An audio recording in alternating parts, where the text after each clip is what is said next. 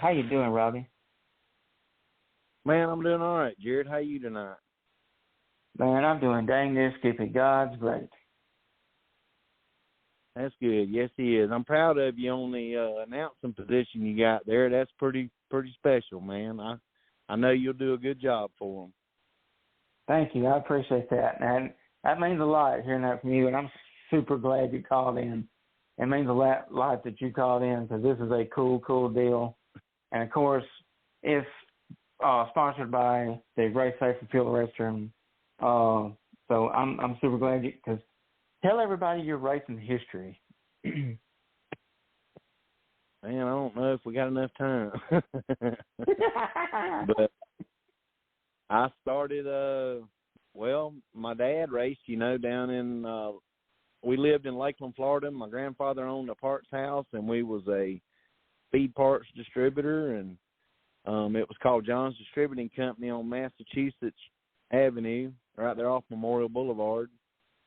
And he kept it open for about 50 years or so. And my dad, it closed down, and all them little old Advanced Auto Parts and Rose Auto Parts and AutoZones, they all kind of put the old time parts houses out of business. They could buy stuff cheaper and sell it cheaper. And we just moved along in life. My dad retired, and but he used to race there we used to run the very start of the TBRA, the Tampa Bay Racing Association.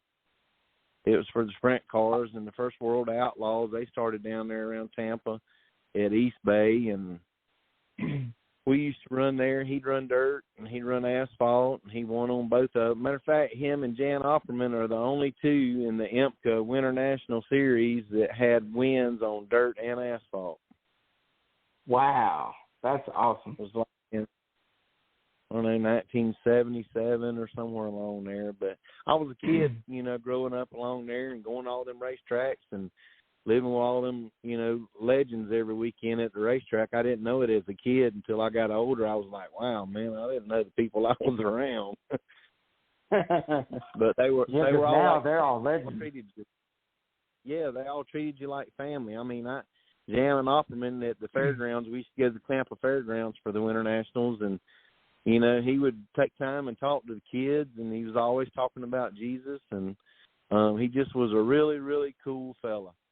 And he'd tell you, he said, well, I got to get back to work now, and we'd stand around there and watch him work on them cars and get things ready. And Ray Lee, when he used to come stay with us, he was inducted into the Hall of Fame. He's one of the out west racers. They'd come to Florida and for the winter and race down there. And funny story about Ray Lee, and they called him Sully. They were tuning the injectors on my dad's sprint car, getting ready to go to the track.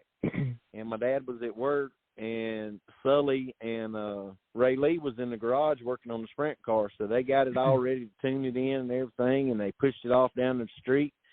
And Ray Lee goes down and makes the turn, comes back, and it was kind of up a hill grade going into the garage, and had oil dry on the floor of the garage.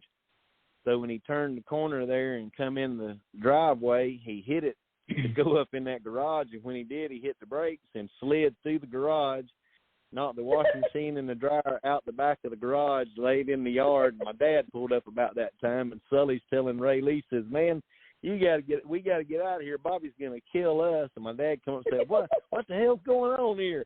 And he told him what happened. He said, well, damn, did you hurt the car?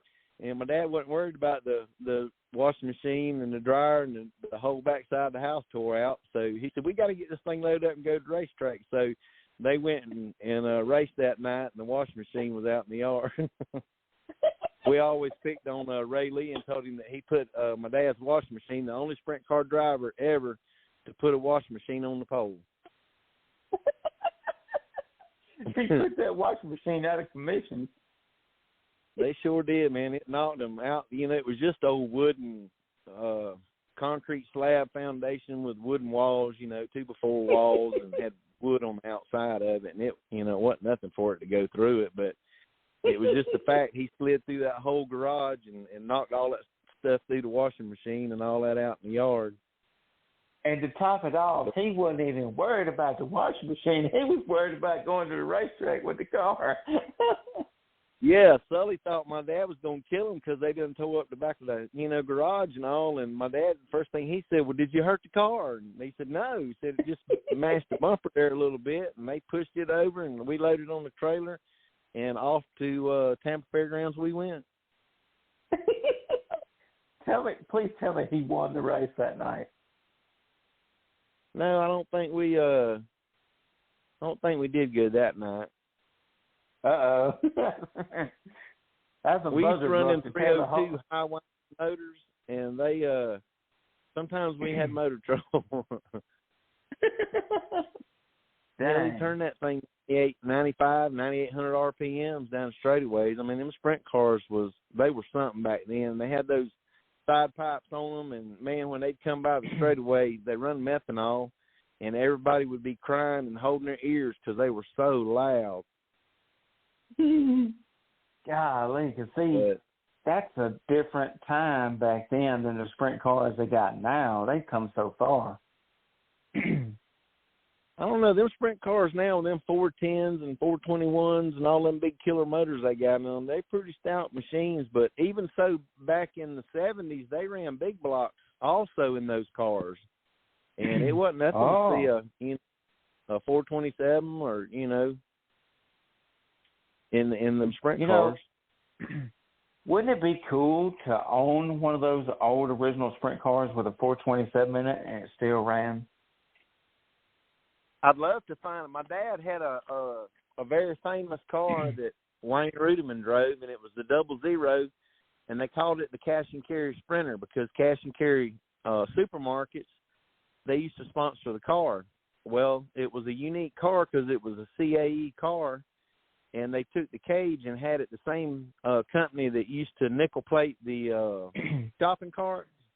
Well, they took the whole frame and cage and all down there and had it nickel plated, the same thing as in shopping carts, and it was painted a maroon. And my dad bought it, and then he painted it a tangerine orange, and that's when he wrecked at Palm Beach, and it caught on fire and flipped. He was leading the race, a 50-lap race. They was 35 laps in it, and he was straight away ahead in the lead, going to win it for sure. And the 3X car of Jimmy Dodd blowed on the backstretch, and he run into the oil, didn't know it, and it spun and flipped and landed up against the wall and caught on fire, and he got out of it. But they rebuilt the car, and it was painted a blue and yellow then. And everybody always asked me, said, man, why was your dad's cars always blue and yellow? You never seen a blue and yellow car.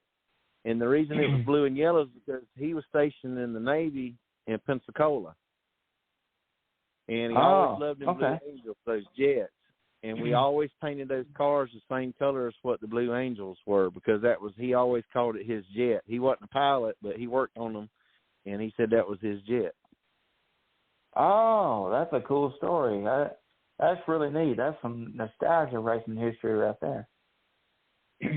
Yeah, and then he cars up until, 79 or 80, and he used to run, he would bounce back and forth. We'd run sprint cars for a while, and then we'd run late models, and back then they had those Chevelles, like a 65 Chevelle, and they'd put a 57 Chevrolet frame up, or a 55 frame, I forget what it was. It was some trick they did to use the frame out of a 57, I think it was, and they would put it under that car and make them work.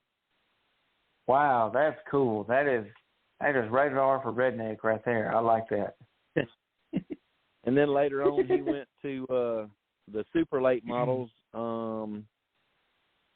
We had what was called a Bop chassis, and then there was a Warhorse chassis he got from Georgia. And then we had Red Farmer come down and stayed in his camper behind the house where the washing machine and the dryer landed. He came down and stayed in his motorhome and built my dad a brand new, I want to say it was a C.J. Rayburn back then when he was, or maybe a Junior Hanley. I think it was a Hanley chassis, or no, it may have been Dillon. I think they were in dealers for Dillon back then. But anyway, Red Farmer built him a whole complete car. He won a pile of races with it. It was a red number 21.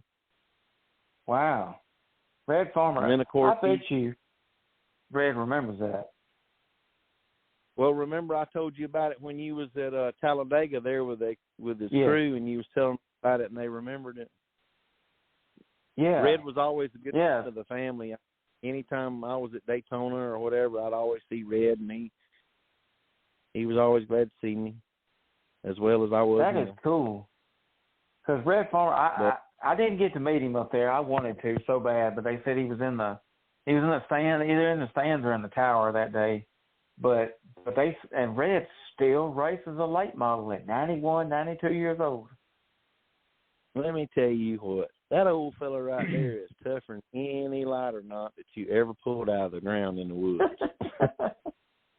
They don't make them like that. tough.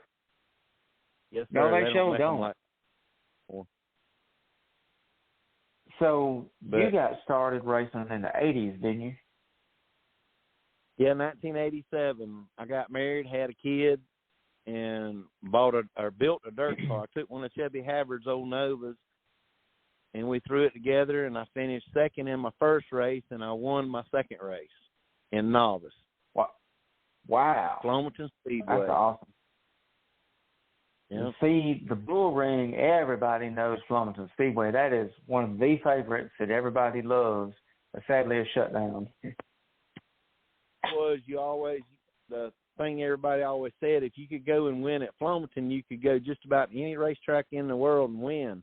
And that's the honest-to-God truth. If you could figure out how to get around Flomaton fast and win, you could figure out any track in the world, because it was high-banked, it was fast, you constantly was, you was either on the gas or the brake, or you was moving the steering wheel. There wasn't no lag time in it. So you had to stay on the ball. And then one night up there, I got so mad they hit me and spun me out in a heat race. I started in 8th.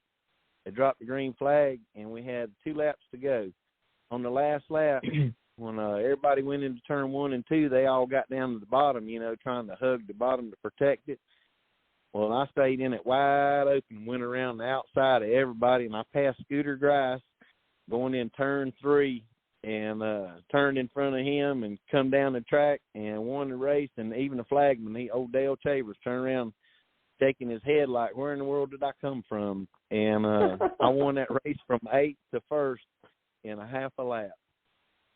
Wow, that's awesome. So how many wins did you get at Flomaton?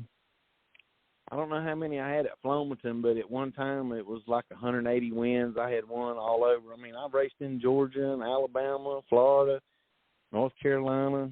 I went all over the place, and I just didn't race one track. Once I left here, I left the dirt and moved to Jupiter, Florida, and I started building a late model for asphalt down there. And then from there, I raced the Florida Pro Series, a couple races, and then I went up to North Carolina, and I raced with them up there, Kenley, and over at East Carolina Speedway, and at Wayne County. It's dirt now, but it used to be asphalt. Wow. That was a tricky track, too. I bet it was. Was it a big track? No, it was a little small track, and banking on it was just kind of funny. You just had to learn how to get around it. Wow, that's awesome. So you said out of all your wins, you have like 170-something wins? No, it was over 180 wins I had. Oh, that's awesome. So you raced everything. Go ahead. Everything what now? Well, you said everything everybody was talking about? Yeah, they give away the trophies and sign them and all. And heck, I was doing that in the 90s, all around. I give a lot of them trophies away because after a while, they just become dust collectors. You know what I mean? The best time you have with a trophy is the night that you won it and at the Waffle House. After that, that trophy becomes nothing.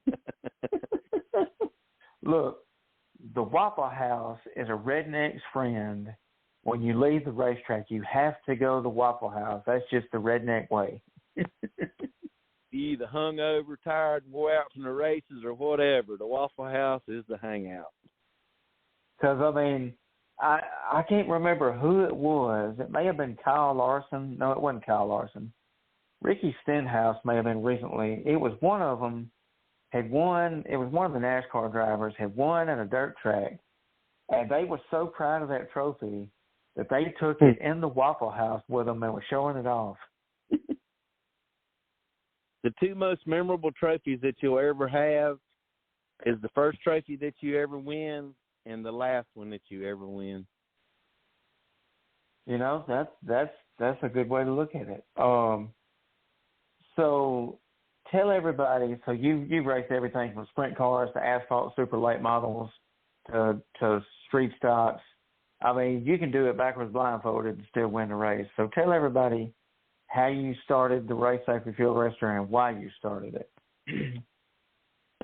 I was living in Jacksonville, North Carolina, and I was going over on the during the week. I would drive over and spend the week with Tom Fox. I'd work there at Laughlin's, and we moved around all over the place, different shops all over, rebuilding, repairing those cup cars. And I got in a little gig where I was going down there and working on the side, you know, helping in the crew and the pits and whatever. Well, I was with Rick Crawford that weekend, and we were in his pits, and they had just had a pit stop, and this was the very first Craftsman truck race in 1990. I mean, in 2000, I'm sorry.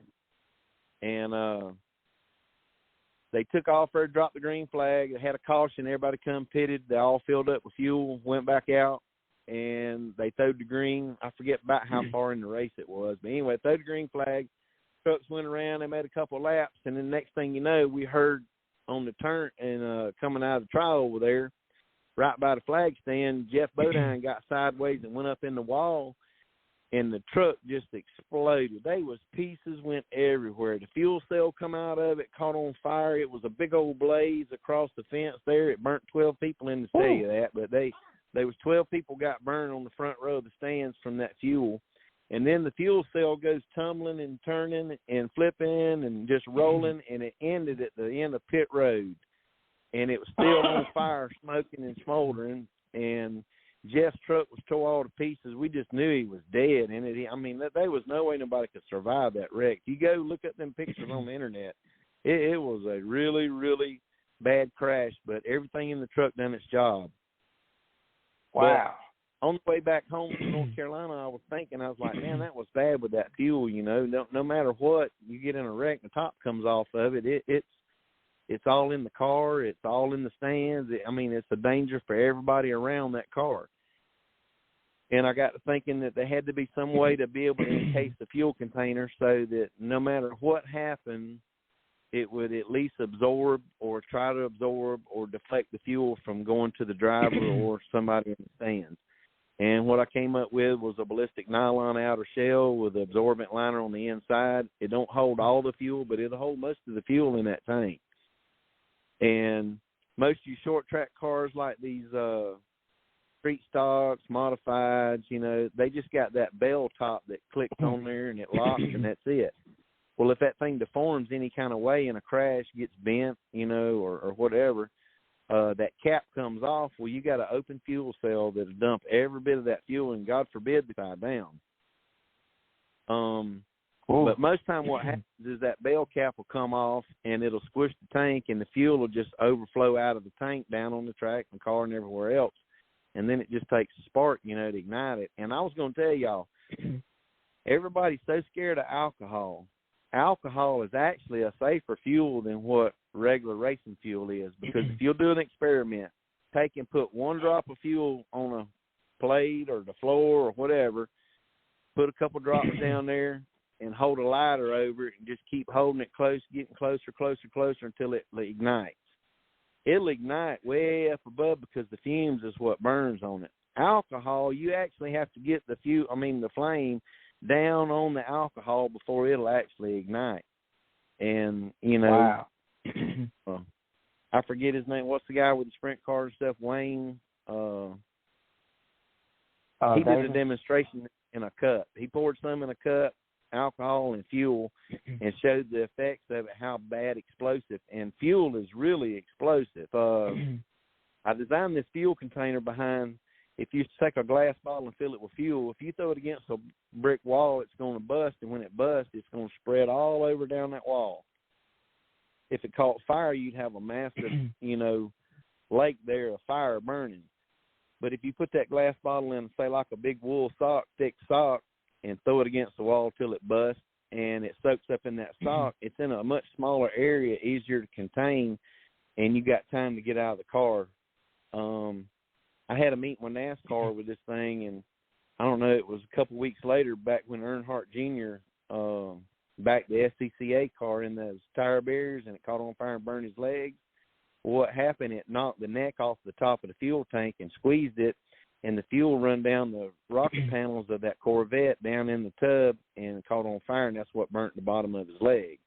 If he'd had one of my containers in it, it wouldn't happen, because it would have contained it, kept it from running, down those rails and stuff. And I don't know, there's a lot of fires I see where, when they squeeze that, break the top off and squeeze that tank, that fuel goes everywhere, and there's just no telling where it'll go. If you're knocked out in the car and it soaks you down with fuel, it's a bad situation. And a fuel fire is one of the worst injuries you could probably get in racing, because, a broke leg and all that heal up in a few weeks, but a burn, man, it takes you a year or so to heal up from a bad third-degree burn, and it's very, very painful. I mean, it's just, to me, I don't know why, it makes sense to me to have the fuel contained. We wear a fire suit to prevent you from catching on fire. You wear a helmet, keep banging your head. You wear gloves to keep burning your hands off, and you wear shoes to keep from injuring your feet. Why won't we contain the fuel before it ever gets a chance to get to us to have to use all those products? You know what I mean? Exactly. And another cool thing, tell everybody the story about Jimmy Spencer, Mr. Excitement, using one.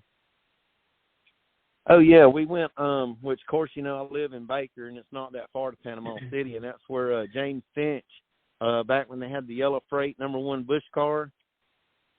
Oh, yeah.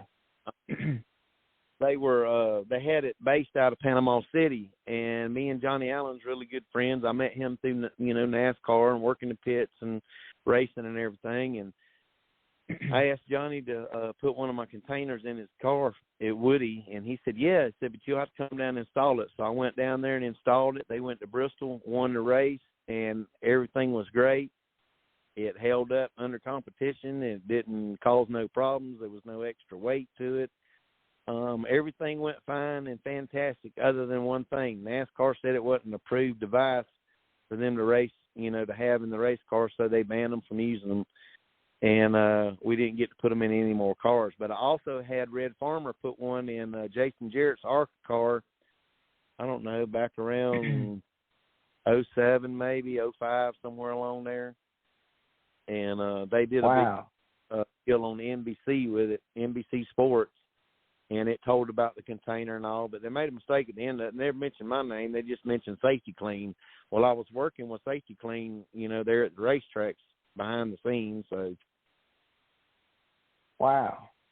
I wish they would have mentioned your name, because I tell people all the time, I don't care who it is, when I tell people about the fuel restaurant, I show them the flyer, give them the demonstration, show them my videos, whatever. I always got to make sure and tell them that you're the one that invented it, because you're the genius behind it. Without you, there would be no race safe and fuel arrestor, So I think you deserve all the credit for inventing that, because not just anybody can invent something cool like that. Well, Jared, I appreciate that, brother, and that's all and well. But the only thing I would like to see out of all of it, I don't care about being, recognized or being some great this or that, whatever. The only thing I would like to see is these drivers that's injured that you see all over the United States in these short track cars and these local racetracks. I would like to see them run one of these and keep them from being injured in those burns that they do get. Take, for instance, the one, what's his name? I can't remember right now. But anyway, the one at Pensacola, the fuel cell come out of the one late model. Okay, Five Flags Speedway. It bounced up, went between the tire and the windshield, and it squeezed all the fuel down the dash in there on top of him and give him third-degree burns before he got the car stopped. And it wasn't Joe Gibbs' grandson, was it? No, it was the Bonnets. Oh, that's Neil right. Bonnets. Yeah, That's right. And that was just, what, 3 years ago? Yeah. Yeah, so that was at Five Flags Speedway. It seems like, yeah, I remember hearing about that story. That's pretty scary. I wish more people took fuel fires serious instead of joking around, it won't happen to me or blah, blah, blah, you know. Well, I went to Charlotte Motor Speedway and had a meeting with Humpy Wheeler, and I was just overwhelmed being up there in his office on top of Charlotte Motor Speedway. But I spent probably a good hour and a half, 45 minutes in there talking with him and showing him this device. And I showed him what it was, opened it up. I sat back and got quiet and let him talk. He sat there for about 15 minutes looking at it, and he finally said, Robby, I have to tell you, that's one of the slickest things I've ever saw. He said, I was in part of inventing the original fuel cell. After Fireball Roberts got killed, him and the Firestone Rubber Company is the one that actually invented and made the very first rubber bladder with steel can on the outside of it.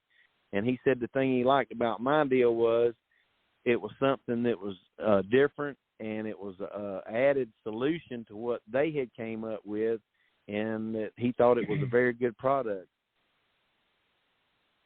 Wow, that's awesome, because Humpy Wheeler is a legend. Like, I think he's on my friends list on Facebook, and anybody that knows anything about NASCAR knows that Humpy Wheeler is a legend, like Richard Petty. He raced for all them back in the day, you know. One of the finest men I ever met. I really enjoyed that meeting with him, and he really gave me some good insight. He's the one that told me to just don't worry about, he said NASCAR had, 60 cars at any time that could show up at the track, and trying to market to those 60 versus the millions that's out here in the short tracks every Saturday night.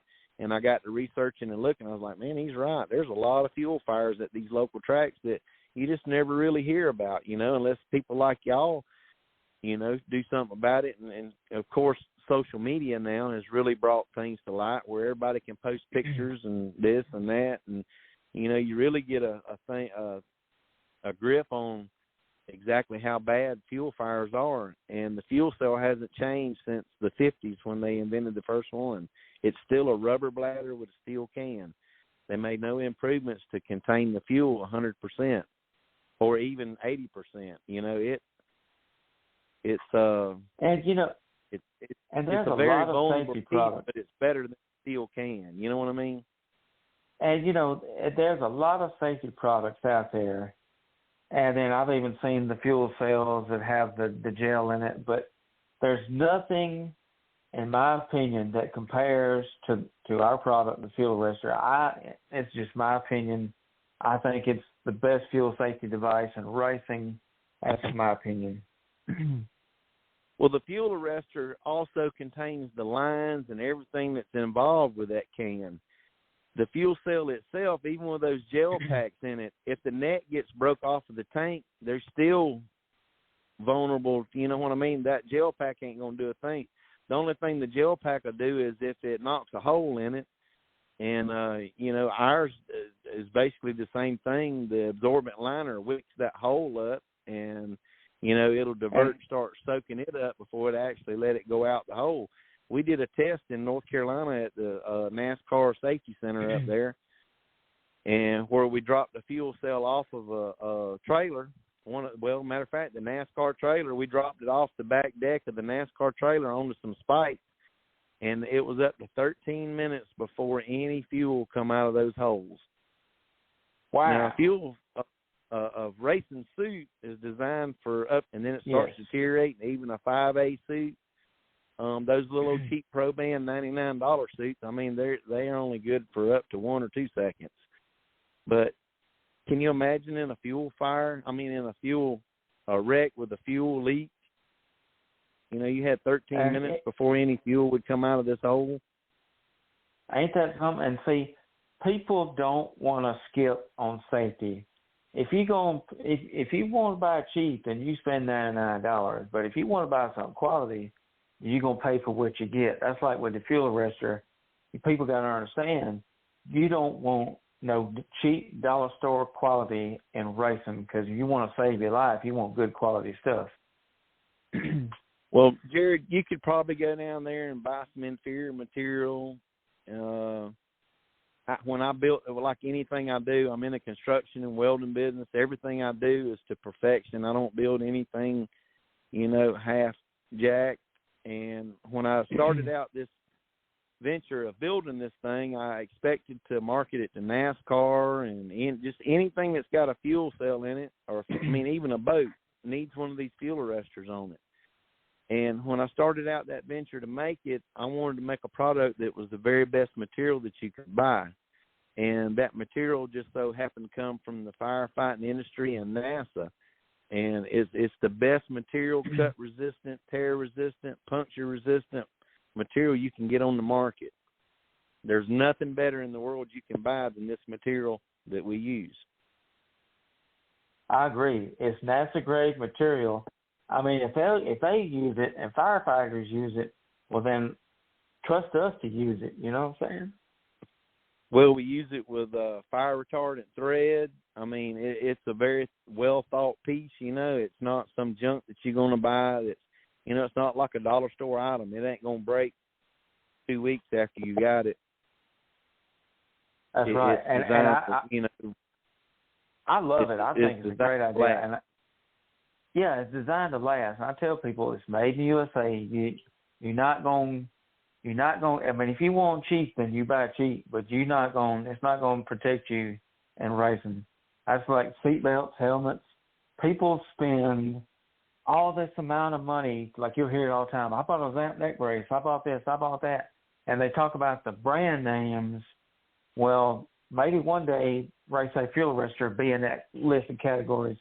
But people need to look at it and say, hey, this is quality just like that. If you're willing to spend quality, say $400 for a Zamp neck brace. So our fuel arrestor starts 16, 22-gallon fuel cell at $399.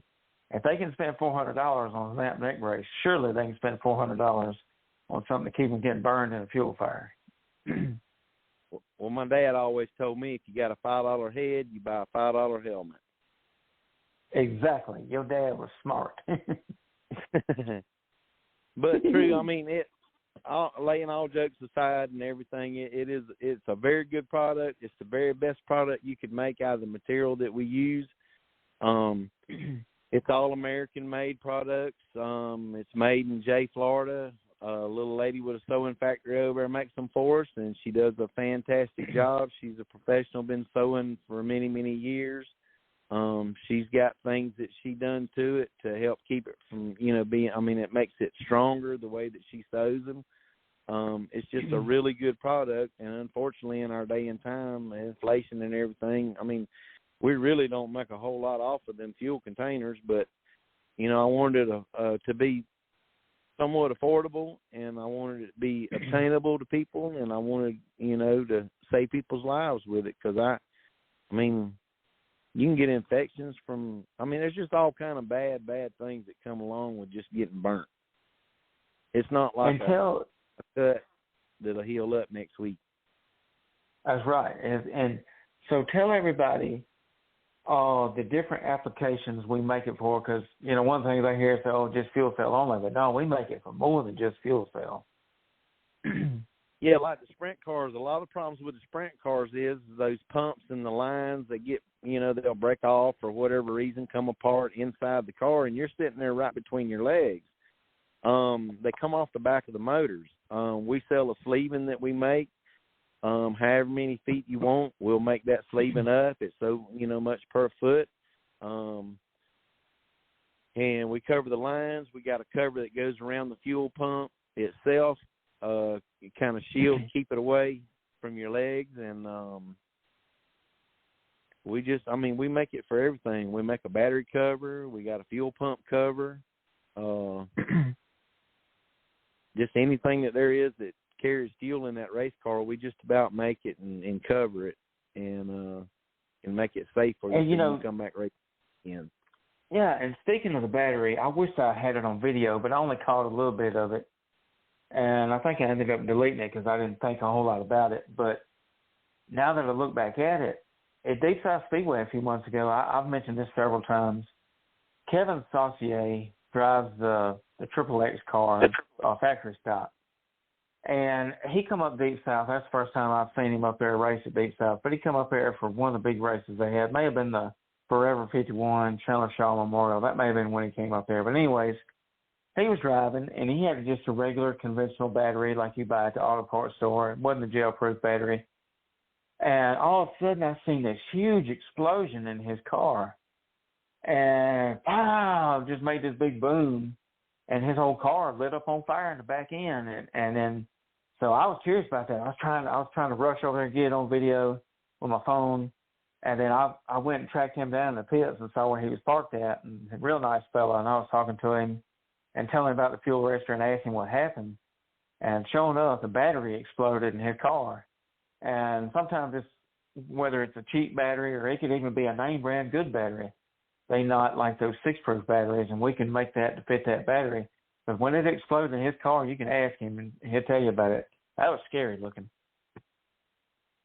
Oh, absolutely. I mean, that battery acid goes all over. I mean, there's a lot of bad things with, the fires and knocking the fuel pump off of it, and then it just sits there and siphons and empties the fuel cell,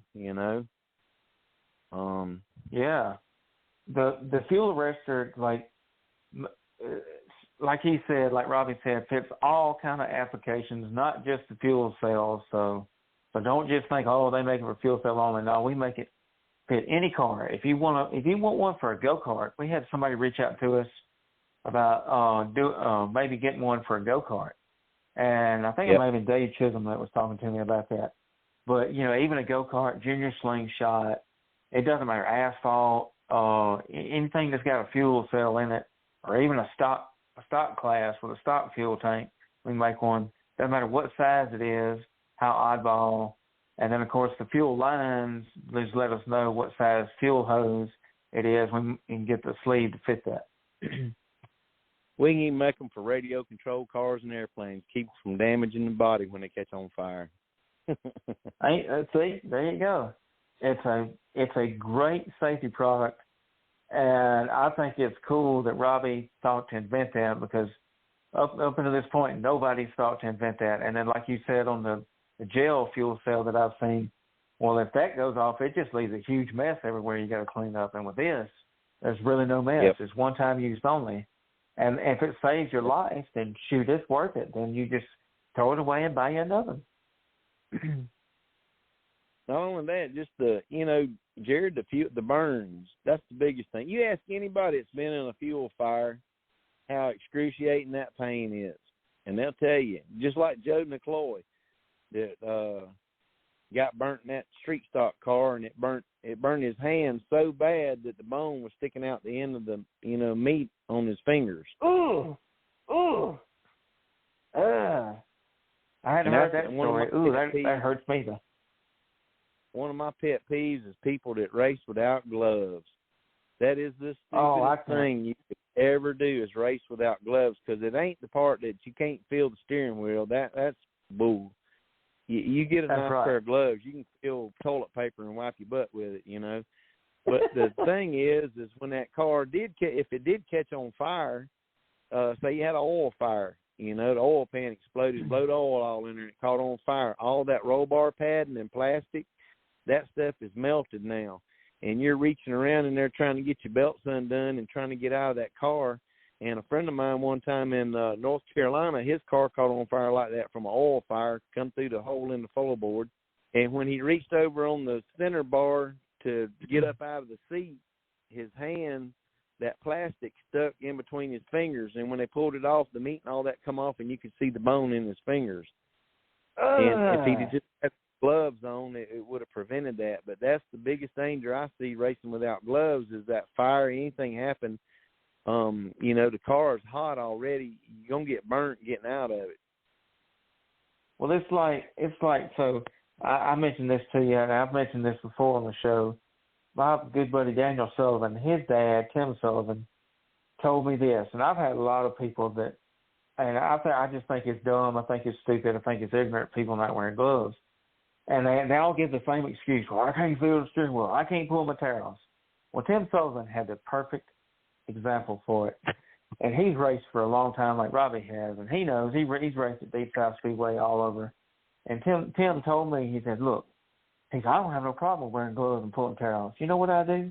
He said, I get my tear-offs and I bend it just enough at the right angle where I can grab it with my gloves, and I don't have a single problem doing it with gloves on. And I wear gloves. I said, man, that's great.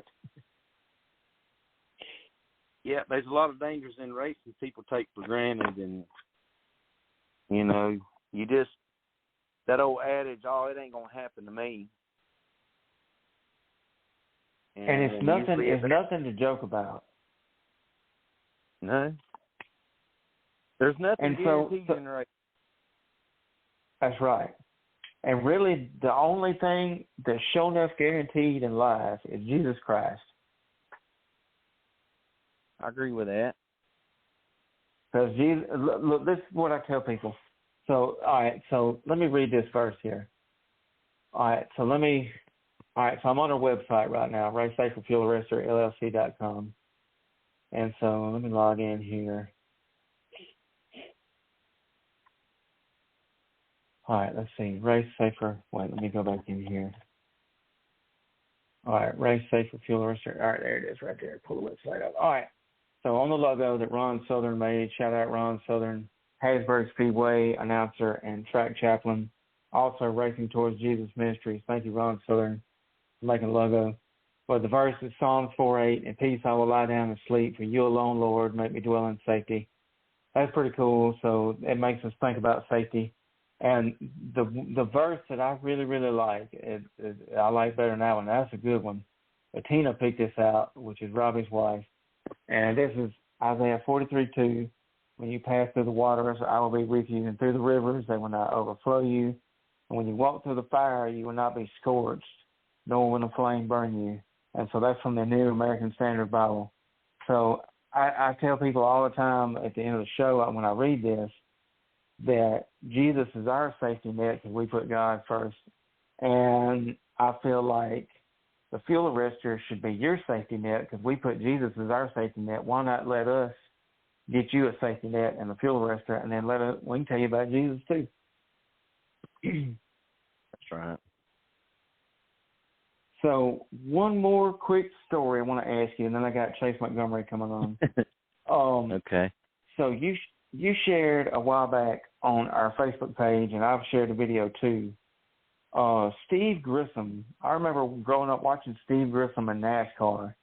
I forgot what track of the video, but he was in a violent wreck, and the fuel cell broke out of the car and slung across the racetrack on fire. Can you tell me the story on that? Yeah, I think, was it Charlotte or maybe Daytona? One of them, he got crossed up and come down right in front of the end of pit road, corner of that wall, and, man, it rung his bell. That was a hard hit, and knocked the tank slam out of it. Wow. That's crazy because, you know, Steve Grissom drove the white 23 car. Yeah. You did what? I don't remember if it caught on fire or if it just knocked out spraying that fuel, but it was a dangerous, could have been a dangerous situation. But yeah, he clobbered the end of that, the end of pit road there where the wall comes out. They had all them tires around it. That's crazy. I'd have to go back and find it on our page, but yeah, that's nuts. So before you get off here, I'm going to read this flyer. Of course, we've already talked about what it would do. So the prices are $3.99 for the dirt and asphalt cars that are non-quick fill, 16 to 22 gallons fuel cell. Yep. And then $4.99 for the dirt late model 32-gallon fuel cell. $5.99 for the asphalt late model quick fill. And then call for pricing on the fuel sleeve wrap and one for the fuel pump and battery. And then, of course, call for pricing on any other size fuel cell. You know, we can make them for whatever kind of race car. So. Yeah, and on the sleeving, it just depends. We need to know the diameter of hose you're trying to cover and the length that you need. Then that way I can, you know, quote how much material it takes because, you know, a half-inch line cover is going to be, you know, a lot cheaper than what, say, a 2-inch line cover. So it just really depends on how big the diameter of the hose that we're covering and the length of it that you need. That's awesome. That's great. That's great. Of course, we have an email. You can email us at racesafeandfuelarrestor@outlook.com. Of course, the website is facebook.com/racesafeandfuelarrestor. And that's our Facebook. And then, of course, racesafeandfuelarrestorllc.com is our website. And if you're dead serious about wanting one and you want some more information, you can give me a call at 251-589-4900. If you got any questions, because Robby knows more about the racing stuff than I do. He is a genius when it comes to, because you heard his story about how long he's been in racing. He can tell you the screw size. That just tells you, you know, how good he is on his racing stuff. So if you got any questions, ask him. He'll be glad to answer you. Well, thank you, Jared. I appreciate that. I don't know everything, but I have been to a few yard sales or two, you know. And one of these days, I'm gonna tell everybody that if you're praying, please pray for Robby that he gets his back's messed up, needs back surgery. So if y'all would give him a prayer, and maybe one day when you get your back fixed, we can see you back in the race car. You can bet if as soon as I can get some surgery or something, get some relief from these 2 discs that's been gone for 11 years, I ain't too old to hold a wheel. I still know how to drive. That's awesome. And so, and be sure and put Robby on your prayer list at church, because like he said, his 2 discs have gone out in his back, and I can't imagine the pain you're going through. Like I've got a lot of foot pain dealing with my foot for almost 2 years. So, but it probably nothing compares to how bad your back feels. It's kind of like Chinese torture. It's a pain that you deal with no matter whether you're asleep or awake. You know, you're moving, you're still. It always hurts, and it's been vertebrae on vertebrae for 11 years now. So I done wore it down to where the nerve is. I just have to be real careful what I do, but I still go and we weld, and I mean, we just come back from Fort Myers Beach and St. Pete building roll stops for the forklifts at these marinas. And I had my old buddy Tattoo the Great. I don't know if y'all know him, but y'all give him a shout out and check him out. He has got some hilarious stuff he does on construction. Any of you guys that do construction work, everything he does pertains to everything we do. And you'll get a big kick out of him. He's a funny guy, a hell of a welder, one of the best welders probably in the world that I know of. So, yes, Tattoo the Great. Y'all go like his Facebook. Look up Tattoo the Great on Facebook. He's got like 200-something thousand followers. Pretty big deal. And so he shouted us out the other day. He shouted Robby out in the fuel arrestor and talked about it and told everybody where to go find it. So that's pretty cool. So tell everybody before I get you off here. Wait now? I said I sure did appreciate him doing that. Yeah, that's a pretty cool deal. So tell everybody before we get y'all, tell everybody about your business, what the name of it is, where if they can contact you about doing some welding or whatever, and then, of course, how you know Tattoo the Great. Well, we can weld and fabricate anything from a building to a picnic table out of steel. We just kind of custom weld and fabricate for people things that they need, whatever it may be. We do weld and repair on big equipment. Main thing we've been doing now is traveling around to these marinas, and we do what's called a roll stop.